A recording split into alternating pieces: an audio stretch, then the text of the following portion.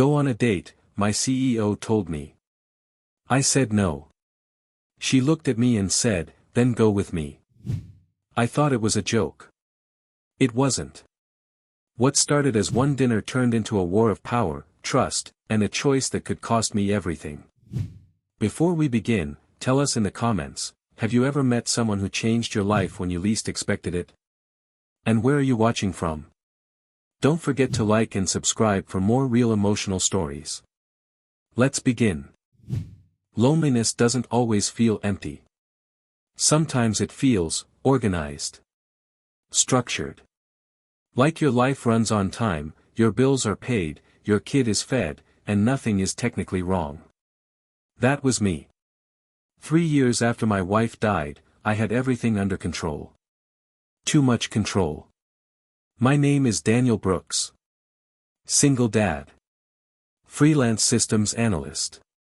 The kind of man who tells people he's fine because it's easier than explaining the truth.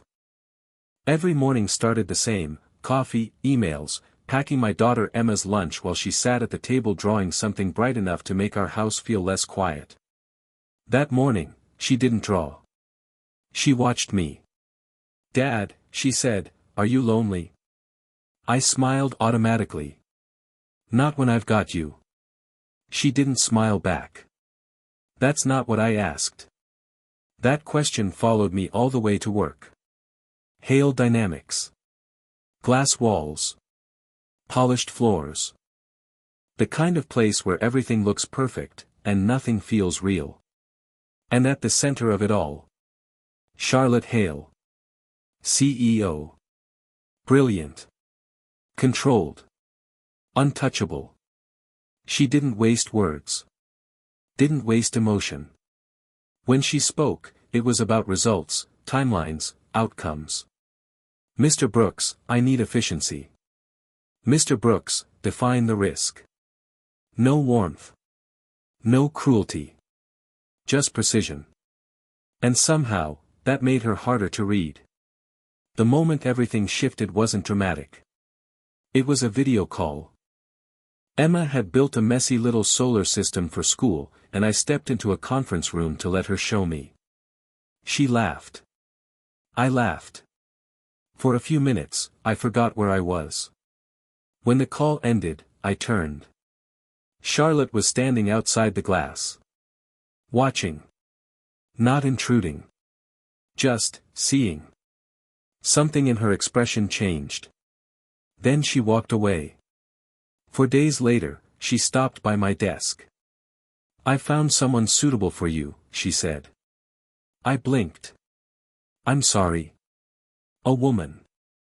Dinner. Saturday. I stared at her. You're setting me up. Yes. Why? She didn't hesitate. Because you're living like your life is already over. That hit harder than it should have. That night, I told Emma.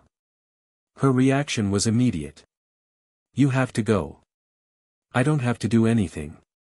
What if she's nice? What if she isn't? Emma shrugged. Then at least something happens. Saturday night, I went. Not because I was ready. Because I was tired of nothing happening. The restaurant was warm, quiet, too nice for a man who kept adjusting his glass like it might explain what he was doing there. I got there early. Of course I did. And then. The door opened. I looked up. And for a second, my brain refused to understand what I was seeing. Charlotte Hale walked in.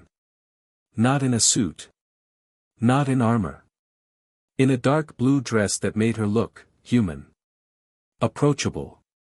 Dangerous in a completely different way. She walked straight toward me. Sat down like this was normal. Like this was planned. I leaned forward, still trying to catch up with reality. You set me up, I said slowly, with yourself. She met my gaze. Calm. Certain. Yes. I let out a quiet breath. That's either incredibly arrogant. I paused. Or the most honest thing anyone's done to me in years. For the first time. Charlotte smiled. Just slightly. Just enough to matter. It can be both, she said. And sitting there, across from the most controlled woman I had ever met, I realized something. This wasn't just a date. This was the beginning of something neither of us knew how to handle. And somehow, I already felt like it was going to cost us both more than we expected. I didn't expect the date to feel real. I expected control. Awkward silence. Careful words. Two people pretending this was normal. It wasn't. And somehow, that made it better. Charlotte didn't flirt. She didn't lean in or soften her voice or try to impress me. She just stayed honest. Measured. Precise. Like every word had weight. You didn't have to come, she said, fingers lightly touching the edge of her glass. I almost didn't. Why did you? I thought about lying. Didn't. My daughter told me to. That caught her off guard. Just for a second. She sounds persuasive. She is. A pause. Then something shifted. Tell me about her. No one at work had ever asked me that. Not really. So I told her. About Emma's drawings. Her questions. The way she noticed things I tried to hide. Charlotte listened. Not politely. Not professionally. Actually listened. And that was new. At some point, I asked the question I had been holding back. Why me? She didn't answer right away. Her gaze dropped briefly, then returned to mine. Because you don't pretend, she said. That's not always a good thing. It is, she replied quietly. In the right company. After dinner, we walked. The city was quieter than usual. Streetlights reflecting off wet pavement, the kind of night that makes everything feel like a scene you're supposed to remember later. You're not what I expected, I said. From a CEO. From someone who controls everything. She looked ahead, not at me. I don't control everything. No, I said. But you try. That made her glance over. Not defensive. Just aware. Yes, she said. I do. We stopped at a crosswalk. Didn't move when the light changed. I don't do this, she said.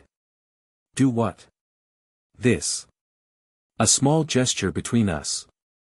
Unstructured. Personal. And yet you set this up. Yes. That doesn't sound like control. Her voice softened. It isn't. That was the first crack. Not in her composure. In the distance she kept between herself and everything that mattered. When I got home, Emma was waiting. Of course she was. Blanket around her shoulders, pretending she hadn't been watching the door. Well, she asked. I set my keys down slowly. She's different. Emma narrowed her eyes. That's not an answer. I sighed. She's honest. Emma smiled immediately. Then she's good. I raised an eyebrow. That's your standard. It should be yours too. The second time I saw Charlotte wasn't planned. It made it harder to ignore. Late evening. Office mostly empty. I noticed the light still on in her office. I told myself to leave. Didn't. I knocked lightly. She looked up. No surprise. Like she had expected me. You're still here, she said. So are you. I have reasons. So do I. I stepped inside. Closed the door behind me. The city stretched out behind her in glass and light. For a moment, neither of us spoke. Then I said it. I had a good time. Simple. Unprotected. Real. She set her pen down slowly. I know, she said. That caught me off guard. You know. I could see it. I almost smiled. That sounds dangerously close to confidence. It's observation. I stepped closer. Then why does it feel like you're pulling away already? There it was. No way to soften that. She didn't deny it. Didn't argue. Just met my eyes. Because this changes things, she said. Only if you let it. Everything changes when it becomes visible. I studied her. Is that about work, or about you? A pause. Longer this time. Both, she said. I nodded slowly. Someone hurt you. Not a question. Her expression didn't break. But something behind it did. I don't repeat mistakes, she said. That wasn't an answer. It was a warning. And standing there, in a quiet office high above the city, I realized something. This wasn't just about whether we could move forward. It was about whether she believed it was worth the risk at all. And I wasn't sure yet. If she did. For a while. It worked. Not perfectly. But enough to feel real. Charlotte didn't suddenly become warm. She didn't change who she was. She just, let me see more. Small things. The way she stayed a little longer after meetings. The way her voice softened, just slightly, when she asked about Emma. The way she stopped correcting every silence. And somehow, that mattered more than anything obvious. She came over one Sunday. It wasn't planned. Nothing between us ever really was. Emma had insisted on pancakes. Charlotte had insisted she didn't cook. Emma ignored that. 10 minutes later, Charlotte Hale, the most controlled person I had ever met, was standing in my kitchen, sleeves rolled up, holding a mixing bowl like it required negotiation. This is inefficient, she said. It's breakfast, I replied. Emma grinned. It's important. Charlotte looked at her. Really looked. Then, stayed. That was the moment I should have known. Good things don't stay unnoticed. Not in places built on power. The shift at work started quietly. Too quietly. A conversation that stopped when I walked in. A delay in approvals that never used to take more than an hour. Emails with too many people copied. Too many questions about decisions that had already been made. I've worked long enough to recognize patterns. And this one wasn't random. It had direction. The first time it became real was Ryan Mercer. He found me in the hallway like it was coincidence. It wasn't. Daniel, he said smoothly, falling into step beside me. Got a minute? I didn't like the tone. But I nodded. We stepped into a glass conference room. No privacy. Just the illusion of it. You've been doing solid work, he said. Thanks. And building connections. There it was. I didn't react. Is there a point? Ryan smiled slightly. Perception matters here. Meaning? Meaning when a contractor becomes personally involved with the CEO. He let that hang. People start asking questions. I held his gaze. People can ask whatever they want. Yes, he said calmly. But boards don't ask. They act.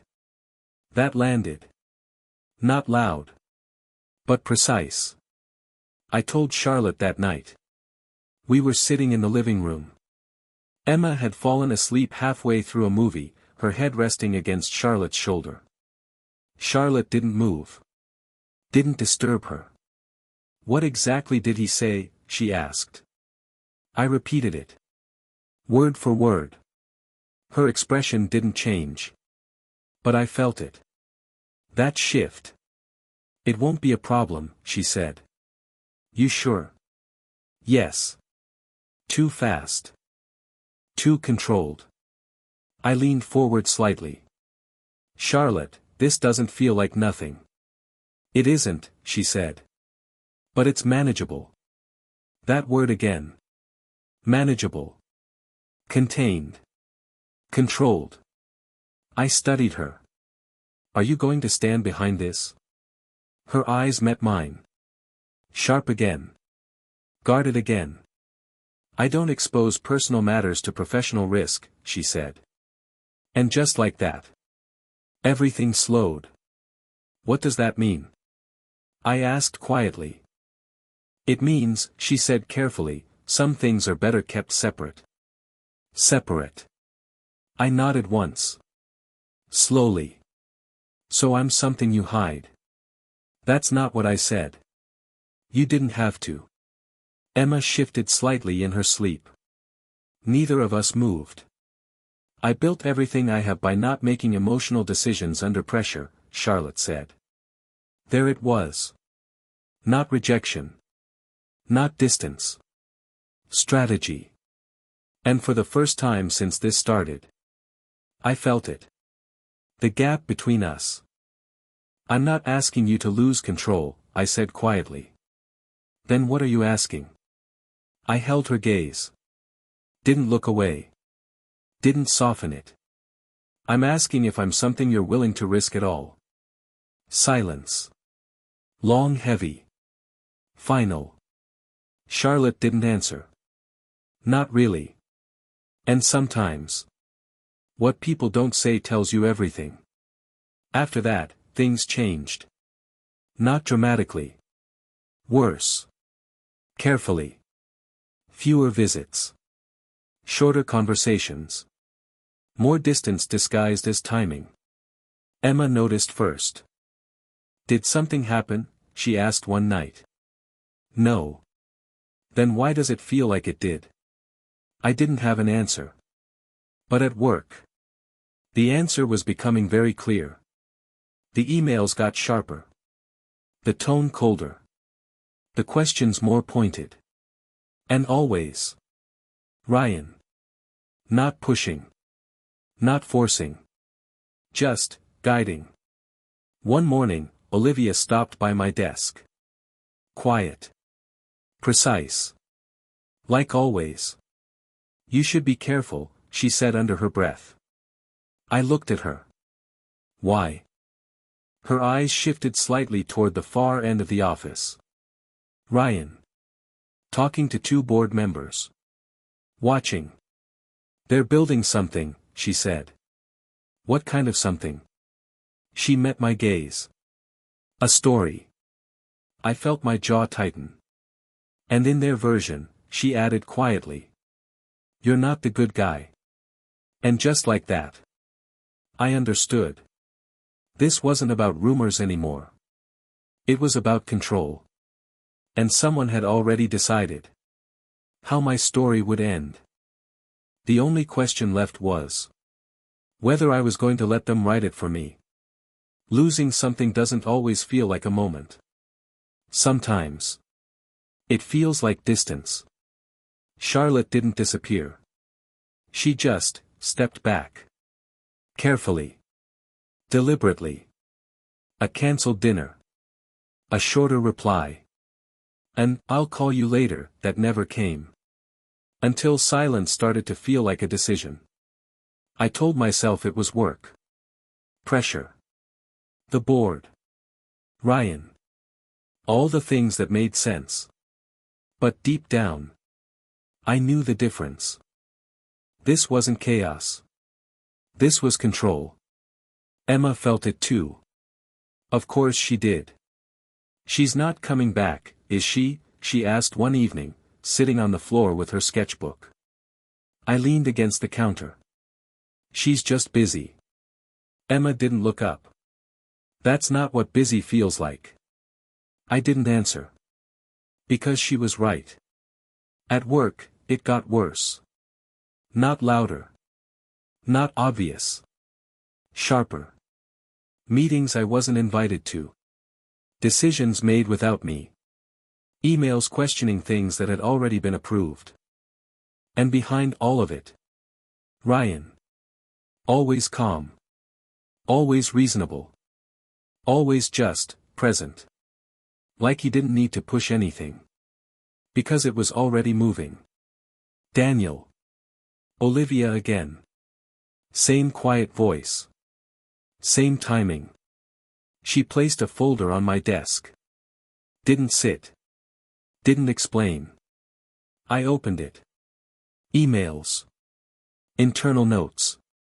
Fragments of conversation stitched together into something that looked convincing. Too convincing. They're building a case, I said. Yes. For what? She met my eyes. Conflict. Influence. Risk to leadership. I exhaled slowly. And Charlotte? Olivia hesitated. Just long enough. She knows, I said. Yes. And she's letting it happen. No, Olivia said quietly. She's trying to control it. There it was again. Control. I closed the folder. Why show me this? Because you need to understand, she said. That doesn't help me. No, she agreed. But it gives you a choice. That word stayed with me. Choice. That night, I didn't call Charlotte. Didn't text. Didn't try to fix anything. For the first time. I let the distance be real. Emma was already in bed when I sat beside her. She wasn't asleep. Just pretending. Dad, she said softly. Yeah. Are you sad about Mom, or about now? That question hit harder than anything that had happened at work. Because I knew the answer. I just hadn't said it out loud. I think, I started slowly, I got used to being careful. Emma turned toward me. Careful about what? About choosing something again. Why? I looked at her. At the only person in my life who had never needed me to pretend. Because if you choose wrong, I said quietly, you lose again. Emma thought about that. Then said something simple. Something that broke through everything I'd been telling myself. You're already choosing. I frowned slightly. What do you mean? You're choosing not to try, she said. And just like that. Everything I had built my life around. Fell apart. Because she was right. It wasn't grief. Grief was honest. Grief was love that had nowhere to go. This was fear. Fear of being wrong. Fear of losing again. Fear of stepping forward without knowing how it ends. And suddenly, Charlotte made sense. She wasn't cold. She wasn't distant. She was doing the same thing I was. Just better. The difference was, I had started to change. And she hadn't. Not yet. The next morning, I made a decision. Not a safe one. Not a careful one. A real one. I got to the office early. Before the noise. Before the politics. Before the story could move any further without me. Olivia was already there. Of course she was. You decided, she said without looking up. Yes. She closed the folder in front of her. Then don't wait. I didn't. I went through everything. Not just what she gave me. Everything. And once I stopped reacting. Once I stopped defending myself. I saw it. Clearly. This wasn't random. It was built. Step by step. Decisions redirected. Approvals shifted. Conversations shaped. Not to make me look powerful. But to make it look like Charlotte had lost control. I leaned back in my chair. And for the first time. I wasn't frustrated. I was certain. This wasn't about me. This was about power. And Ryan thought he had already won. I stood up. Grabbed my jacket. And walked toward the one place I hadn't gone in days. Charlotte's office. This time, I didn't hesitate. Because whatever happened next wasn't about fear anymore. It was about truth. And I was done pretending I didn't have a choice. There's a moment when you realize silence is a choice. And so is speaking. The meeting wasn't public. Of course it wasn't. Things like this never are. Olivia told me where. Level 3, she said quietly. Now. I didn't think. Didn't hesitate. I went. The doors were already closed. Voices inside. Controlled. Measured. Deciding something without me. I opened the door. Everything stopped. Long table. Board members on both sides. Ryan at the far end. Charlotte. At the head. Every eye turned toward me. Some annoyed. Some curious. Some already convinced they knew why I was there. Ryan recovered first. Mr. Brooks, this is a restricted. I know, I said calmly. My voice didn't shake. Not this time. You've been given a version of this story, I said, stepping forward. No one stopped me. And it makes sense, I continued. It's clean. Logical. Easy to believe. A pause. But it's not true. That got their attention. I placed the folder on the table. Opened it. Turned it toward them. Everything points in one direction, I said. Until you follow the actual sequence. Silence shifted. From polite to focused. These decisions weren't influenced, I said. They were redirected. A board member leaned forward. By whom? Now I looked at Ryan. By the person building the narrative. Ryan didn't flinch. Those are serious claims. I know. He stood slowly. Calm. Controlled. This is speculation, he said. A contractor trying to protect his position. He's not speculating. Charlotte. The room stilled again. She hadn't raised her voice. Didn't need to. Continue, she said. That was it. No defense. No explanation. Just, trust. I laid it out. Step by step. Timing. Approvals. Patterns. Not emotion. Facts. At first, they listened. Then they leaned in. Then they stopped interrupting. The room changed. Not convinced.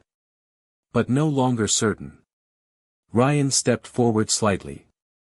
You're drawing conclusions from incomplete data. No, I said calmly. I stopped looking at the surface. Silence. Then Charlotte stood. Everything shifted. I built this company, she said. Simple. Clear. Unshaken. And I know exactly how decisions move inside it. Her gaze moved. Briefly. To Ryan. If there is manipulation, she said, it will be addressed. Then she did something no one expected. She stepped away from the head of the table. And stood beside me. Not in front. Not behind. Beside. This, she said, is not a liability. A pause. It's a test. The room felt heavier. Real now. Review everything, she said. Not the version you were given. No argument. No retreat. Just choice. The meeting didn't explode. No shouting. No instant verdict. But the direction changed. And Ryan knew it. This isn't over, he said quietly as I turned to leave. I met his eyes. No, I said. But for the first time. I wasn't thinking about him. Weeks later. Everything settled. Ryan was gone. Quietly. Officially. The story collapsed. Because it had never been real. And Charlotte remained. But that wasn't the part that mattered. It was Sunday. Sunlight through the windows. Emma laughing in the kitchen. Something simple cooking on the stove. Charlotte stood there. Not as a CEO. Not as control. Just, herself. Emma grabbed her hand. "Come sit," she said. Charlotte hesitated. Just for a second. Then she did. And I watched it happen. Not a transformation. A choice. Later, by the window, she spoke quietly. "I thought control protected everything. And?" She looked at me. "It doesn't protect what matters." I nodded. "No," I said. "It just delays the decision." A pause. "And you?" she asked. I thought about fear. About loss. About everything I had been avoiding. Then I shook my head. "I'm done being careful." For the first time. That felt true. That night, after Emma fell asleep, we sat in silence. No pressure. No expectations. Just presence. Because in the end, love isn't something you control. It's something you choose. And this time, we both did. Thanks for watching. If this story meant something to you, please like and subscribe for more unforgettable stories about love, resilience, and second chances.